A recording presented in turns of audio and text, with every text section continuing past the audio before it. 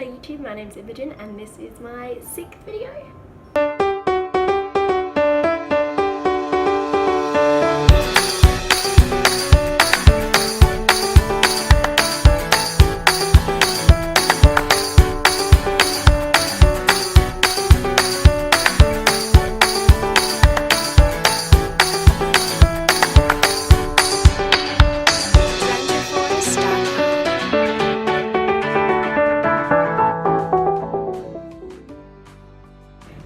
So today, as you can tell by the title, my video is going to be shit they don't tell you about postpartum. Now, I read up on everything to do with labour, everything to do with pregnancy, everything to do with babies and breastfeeding and everything like that, but I never really came across anything about those first like 1 to 2 weeks after you have a baby.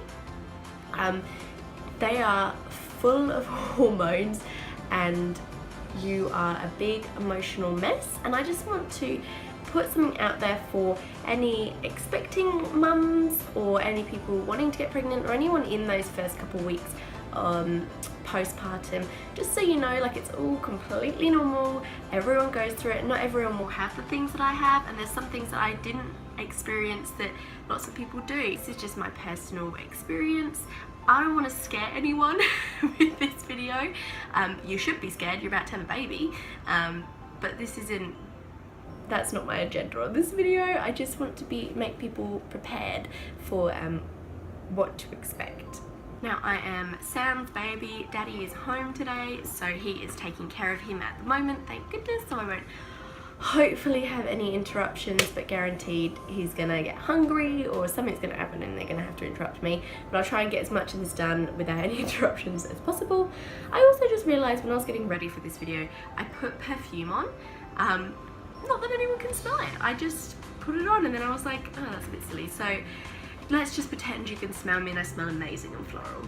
Okay, also just a little warning, it's gonna get pretty gross. Everything to do with babies, pregnancy, birth, postpartum, everything is disgusting and gross. And you should just know this by now. And if you're having a baby, had a baby, thinking of having babies, you should know. You should know it's disgusting. So there are gonna be some gross things that I talked about. I'll try and keep them as least graphic as possible. But I'll leave them to the end and I'll give you like a warning as I'm coming up to them, in case you don't want to watch them, in case you are a family member and don't want to know about what's going on down there. Maybe if you are a guy, it is a good idea to stay and watch, because then you can sort of know what your wife, girlfriend, partner is going to go through. I will jump right into it. So the first one, I'm not going to get too deep into it because I'll probably do another video regarding it, but it is baby blues. Or like postpartum depression and things like that. Like I said, I'm not going to get right into it now, but you do get the baby blues, and I had no idea. I didn't know to expect it. I only actually heard about it like straight after I had Noah. My mum came and visited and she goes, no, you probably get baby blues about day 3 after having him. And I was like, what? Baby blues is not something you can help at all, and I'm gonna put a blanket statement out there and say everyone who's had a baby will have had it in some degree. You are perfectly fine for a couple days, and then all of a sudden day 3 or 4 it hits you like a truck and you are an emotional mess and you will cry a lot.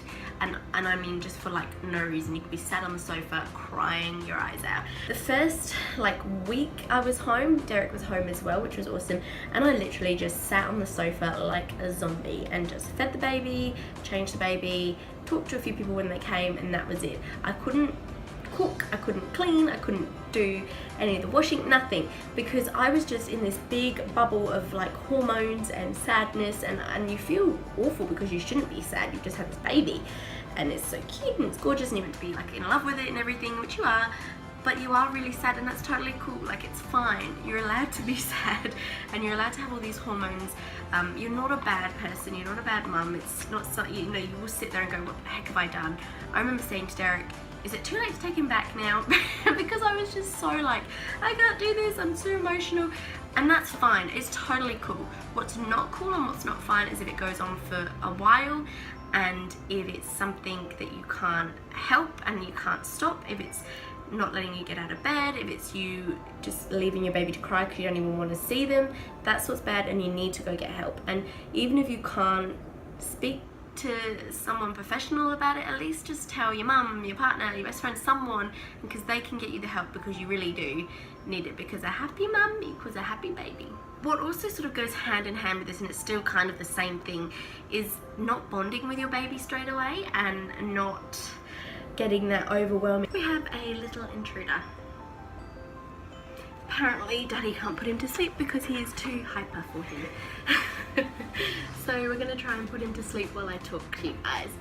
I can't really remember what I was saying, to be perfectly honest. Bonding with your baby, it's okay for it to not happen straight away. It is absolutely fine. I remember him coming out and he's on my chest and you go, oh my god, it's over, he's here, it's amazing, it's the best thing ever, you super love them with everything you have.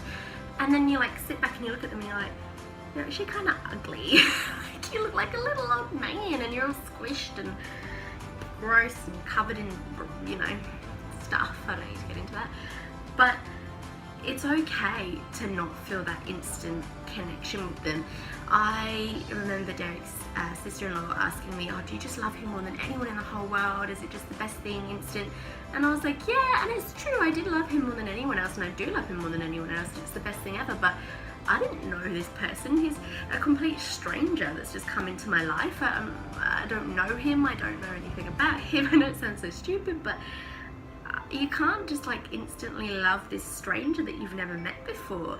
You've got to sort of learn to know who they are, and it's really easy to resent a baby because in the first few weeks, like I said, you are super hormonal, but also you feel like a cow, just there to feed him milk, and you know, and they're completely reliant on you, and it's totally cool to, you know, not feel that instant connection. Like I said before, it's not cool if it continues and if it's something that is happening often and you're not ever getting that bond. You really need to speak to someone. Second thing on my agenda to tell you about is breastfeeding.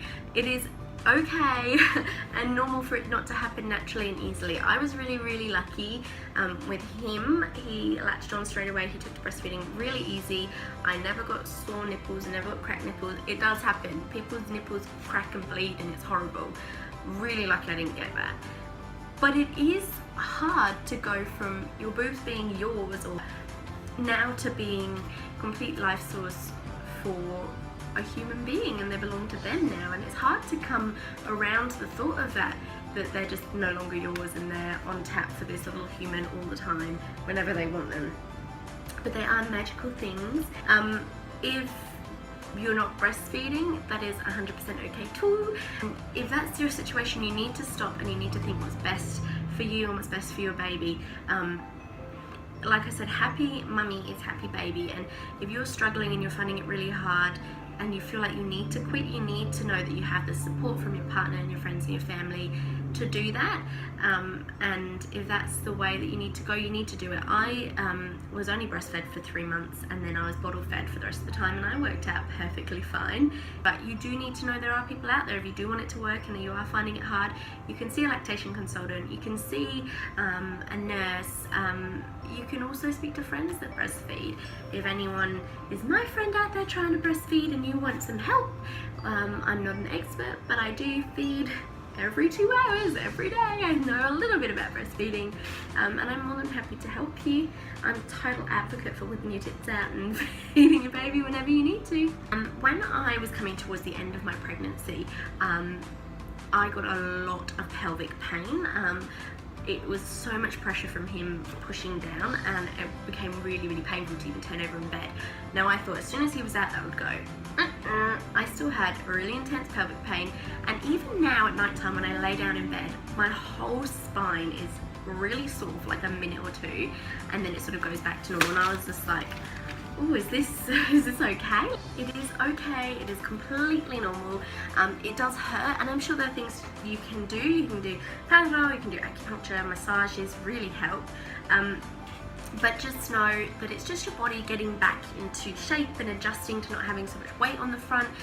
Because slowly over your pregnancy, as you're getting heavier and bigger and your body changes, it's slowly adjusting. But within, you know, instance, all that weight and pressure, everything's gone. So your body has to readjust. And straight after you give birth, there is like, you obviously know you're still gonna have a bit of a belly, but for like 6 weeks after, your belly, you still look like 15, 16, even like 20 weeks pregnant, but your belly is really like just skin, obviously, because it's just empty. It's as your uterus is contracting, but your stomach is still there, and it's going to be flabby, and it's totally okay. Like, you're going to look pregnant still for a while, and that's fine.